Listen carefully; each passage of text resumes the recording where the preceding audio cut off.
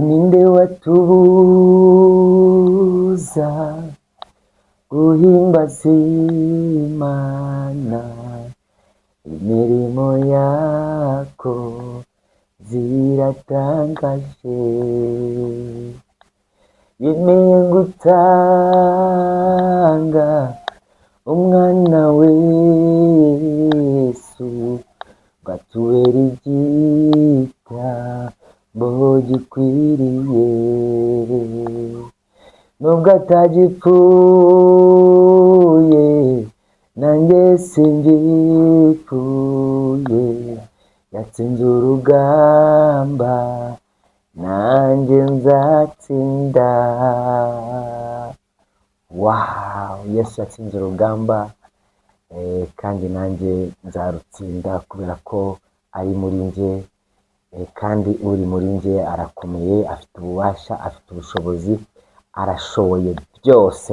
Ni nayo mpamvu uyu munsi wa none ngarutse kuri kamera mu bundi buryo budasanzwe, kandi nzi yuko turi bugendane neza. Nitwa MD, ndi umupapa, ndubatse, mfite umudamu umwe, nkagira n'abana babiri.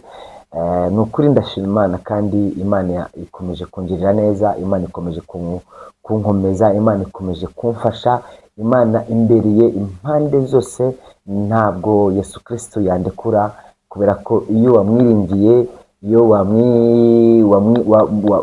wamwiyegereje, nawe akuba hafi, kandi mu by'ukuri nta wamwiringiye ngo akorwe n'isoni. Rero nayo mpamvu uyu munsi hano nifuje ko tuganira ku ijambo ry'Imana, tuvuga bimwe mu byo Imana yagiye ikora, tuvuga bimwe mu byo Yesu yagiye akora, bikatubera ubuhamya kandi bikatubera ibintu by'ibitangaza. Kuko mu by'ukuri mbere yuko uvuga igitangaza cy'Imana, nuko nawe ubwo hari icyo Imana iba yaragukoreye. So hari ibitangaza byinshi Imana yankoreye, ntago nabirondora, ariko kuba mubona kuri kamera nabyo ni igitangaza Imana iba yarakoze. Uyu munsi wa none ndagira ngo tuganire ku ijambo ry'Imana, ariko mbere yuko dutangira ku ijambo ry'Imana, reka tubanze twiragize Imana, tubanze dusenge Imana kugira ngo idushigikire.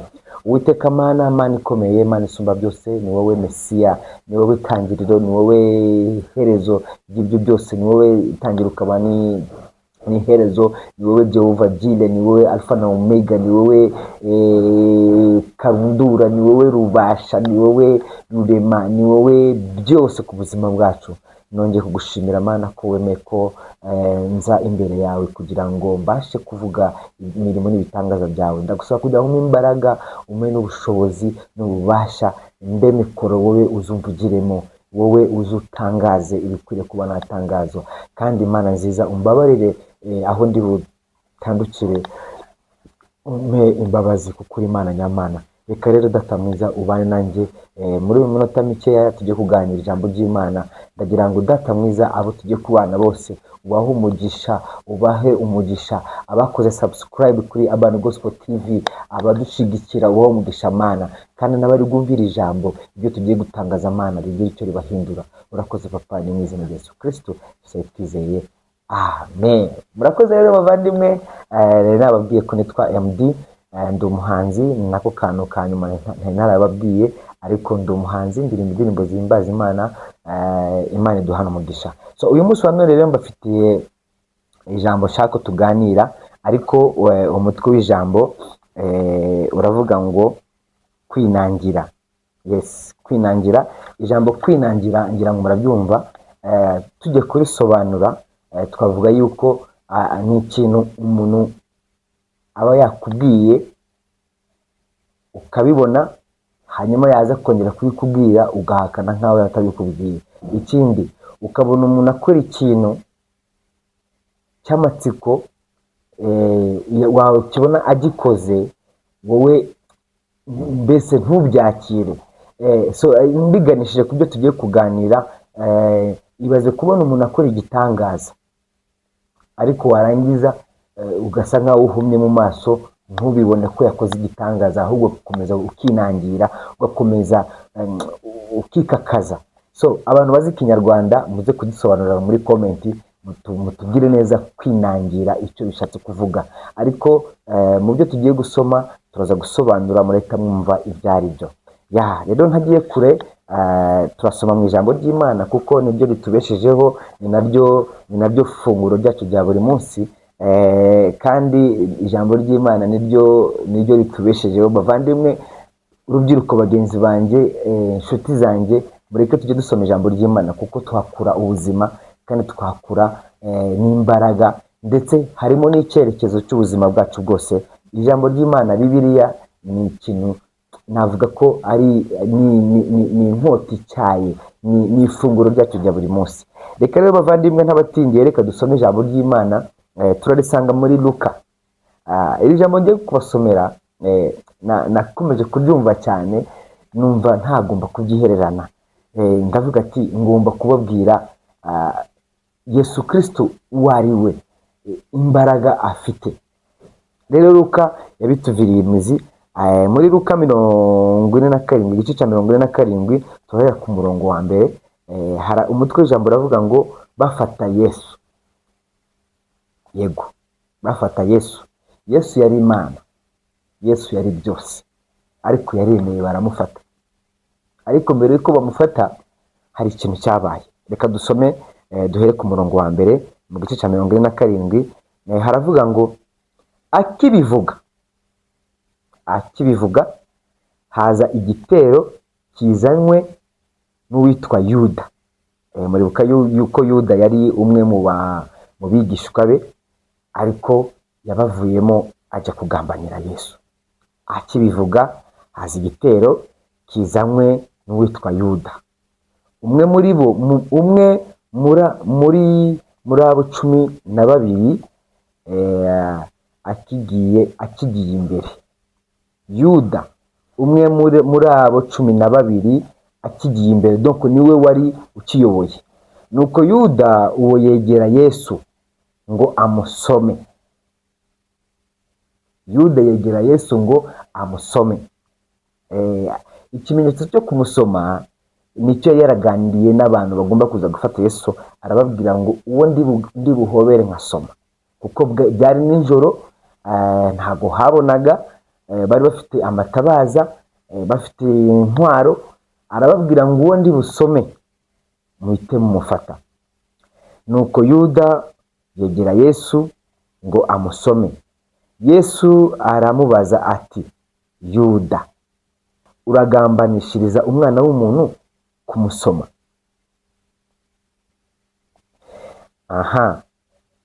Abari kumwe babonye ibyo ibyenda kubaho. Yesu aramubaza ati, Yuda, uragambanishiriza umwana w'umuntu kumusoma?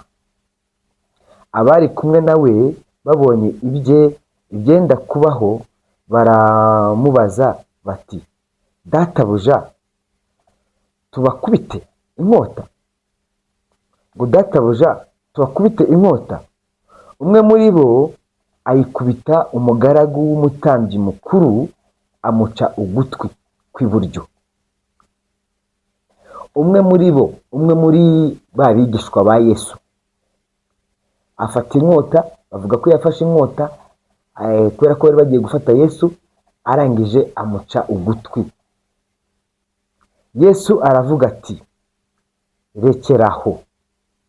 Amukora ku gutwi, aragukiza.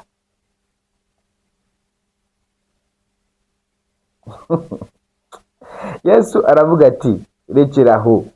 Amukora ku gutwi, aragukiza. Yesu abwira abatambyi bakuru n'abatware n'abasirikare barinda urusengero n'abakuru bamuteye ati, munteye nk'abateye umwambuzi, mufite inkota n'inshyimbo. Nahoranaga namwe mu rusengero iminsi yose, ko mutarambuye amaboko ngo mumfate. Ariko noneho iki ni igihe cyanyu n'icy'ubutware bw'umwijima. Ariko akantu ushaka ko tuganiraho cyane ni ahangaha ngo Yesu aravuga ati, rekeraho. amukora ku gutwi aramukiza. Bavandimwe, aka kantu tukavugeho. Uje gufata umuntu umugezi iruhande, umwe mu bo yari kumwe nawe bafata inkota, umwe afata inkota arangije aca ugutwi muri izo ngabo zari zije gufata Yesu. Yesu yarangije afata cya gice cy'ugutwi n'amaraso avirirana, arangije aragufata agusubizaho, ugutwi kurafata. Ndakeka ko babirebeshaga amaso yabo yose. Ndakeka ko abari baje gufata Yesu babonye igitangaza yakoreye mu maso yabo ako kanya. Mbwiza ukuri, nkawe uri kundeba cyangwa se uzandeba, ibaje uje gufata umuntu, yarangiza ukamubona afashe ugutwi kwacitse akagufata akagusubizaho. Ese mu by'ukuri utambeshe, uwo muntu waba ukimufashe? Ubonye igitangaza akoze? Reka tubishire mu bifatika ubu ngubu. Tujya tubona abantu bakora amaji. Niyo ubonye akoze akantu uhita umutinya, unamugendera kure. Ariko noneho ibaze ubonye umuntu baciye ugutwi, uwo uje gufata aragufashe agushubijeho ubibona, ariko ugakomeza ukagira imbaraga zo kumufata. Ese ari nawe tuvugana uri aho ngaho ukabona umuntu bamuciye ugutwi, undi aragufashe agushubijeho, wowe byagenda gute? Mume komenti mubwire kuntu byakugendekera uramutse ubonye igitangaza nk'icyo ngicyo mu maso yawe. Ese kuko uwo muntu waba ukimufasha?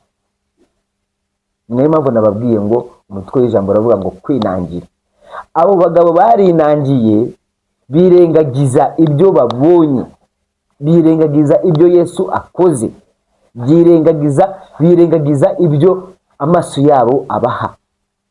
Ikindi kandi harano ngo Bibiliya ivuga yuko baje kumufata ngo baramubajije ngo Yesu ninde? Ngo arababwira ngo ni njyewe. Ngo bahise bikubita hasi.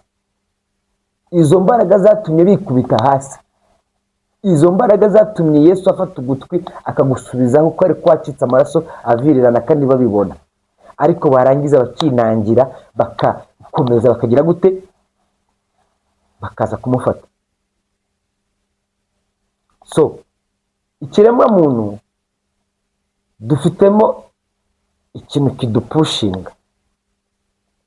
Umuntu akakugirira neza ariko ejo ukamwitura inabi. Umuntu akagufasha, mugani w'Abanyarwanda ngo ukiza umuntu ijisho ejo akari gukanurira. Uribaza ko wa muntu batemye ugutwi nawe ari mu bantu batwaye Yesu? Ntabwo yibajije ibimubayeho, ndetse n'abari baje kumfata Yesu ntabwo bageze banabitekerezaho. Bavandimwe, mureke duhumuke. Turi mu bihe bigoye, turi mu bihe bikomeye. Mureke tureke kwinangira ukajya mu byaha uzi yuko ibyaha ari ibintu bibi, ukajya gukora ibintu bidahesheje Imana icyubahiro kandi uzi yuko ari bibi. Ese dutandukaniye he n'uwo mugabo? Dutandukaniye n'aba bagabo bari baje gufata Yesu, yarangiza umwe mu ntumwa za Yesu agaca ugutwi umwe mu ngabo zari zije kumufata, Yesu yarangiza akagusubizaho. Ariko still bakabibona yuko Yesu yakije umuntu ako kanya, ariko barangiza bakamufata. Twebwe nk'urubyiruko tukaba tuzi ko icyaha ari kibi. Yewe cyane cyane hari n'ibintu reka tubigarure mu buzima busanzwe. Igihugu kitubuza kudakora ibintu bibonanyijwe n'amategeko, ariko still warangiza ugasanga urabirenzeho ukajya kubikora. Reka dusabe Yesu Kristo adukize umutima wo kwinangira. Reka dusabe Mwuka Wera kuko baramudusigiye atuyobore, aduhumure, aduha amaso abona, tutamera nk'aba bagabo. Kuko bano bagabo babonye ibitangaza by'Imana ako kanya, babonye ibitangaza Yesu Kristo akoza ku kanya, ariko baranga, barinangira, baramutwara. Nubwo byari byanditswe, ariko mu by'ukuri hari ahantu hari ikintu kitwigisha yuko twihata mu bintu kandi tudakwiye kubyihatamo. Rero bavandimwe, babwira nanjye nibwira, tureke kwinangira, tuve mu byaha, tuve mu biteye isoni, tuve mu gukora ibintu bidahesheje Imana icyubahiro. Tuyubahe, tuyumvire, tuyisenge, nayo izadushyigikira. Njyewe nawe nidufatanya tukareka kwinangira, Uwiteka azakomeza tugirire neza. Murakoze rero, mwari kumwe na MD. Mu by'ukuri nifuje ko twasangira rino jambo riri muri Luka igice cya 47, guhera ku murongo wa mbere kugeza ku murongo wa 53. Arababwiye ati, nahoranye namwe mu rusengero ariko ntimwigeze mumfata, ubu nibwo mumfashe. Noneho munamfashe naberetse yuko mfite imbaraga. Arangije aratuza, arabareka, baramujyana. Mureke Imana ituyobore, mureke Mwuka Wera tuyobore, ubundi Imana iduhane umugisha.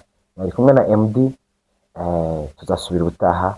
Murakoze cyane, kandi abatari bakora subscribe kuri Urban Gospel TV, mukore subscribe mudushyigikire, tubagezaho ibintu bitandukanye ndetse n'ijambo ry'Imana. Murakoze, Imana iduhane umugisha.